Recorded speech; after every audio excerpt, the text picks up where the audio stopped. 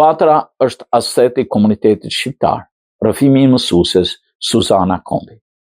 Në një intervistë rrëfimtare dhe frymëzuese, mësuesja e gjuhës shqipe në 48 vite eksperiencë në arsim, Suzana Kombi apo Combi, sjell historinë e saj të emigrimit, sakrificës, ringritjes dhe kontributit pa ndërprerë për komunitetin shqiptar në Shtetet e Bashkuara.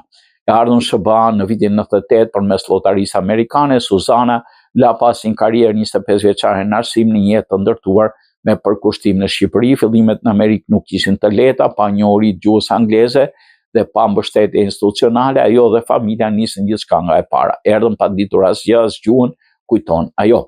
Puna e parë ishte në hotelin Marriott, ndërkohë që ndishte kurse për anglishtën në Truman College. Punoi si gjenitore në shkolla, përvoj që ndonse vështirë mbajti pranë mjedisit që e quante habitatin e saj. Kthesa vendimtare erdhi përmes kishës shqiptare në Chicago, në një nga takimet e komunitetit u përmend ideja për hapjen e një shkolle shqipe. Për mua ishte sikur unë tes një dritë jeshile, thot. Ajo fillimisht nisi si ndihmës mësuese, e më pas u rikthye plotësisht në profesionin e saj gjatë 14 viteve punë në sistemin publik amerikan, CPS. Ajo punoi me nxënës nga komësi të ndryshme dhe u vlerësua për profesionalizmin e saj.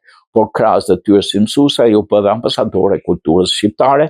Në shkollat amerikane prezantoi valle, kostume dhe këngë tradicionale shqiptare, si dhe organizoi aktivitete për festën e pavarësisë. Prej 4 vitesh, Suzana jep mësim në shkollën shqipe Kongresi i Manastirit në Chicago, ku punon me fëmijë 5 deri në 6 vjeç. Aktualisht ka 31 nxënës, një numër që dëshmon interesim në rritje të prindërve shqiptar për ruajtjen e gjuhës shqipe. Ajo ndihet e privilegjuar që ndan eksperiencën 48 vjeçare me prezin e ri shqiptar. Një nga sfidat mbetet sigurimi i librave shkollor, por falë mbështetjes komunitetit, 28 abetare u siguruan nga Shqipëria për nxënësit. Kur nuk kam thënë mjaft, shprehet ajo.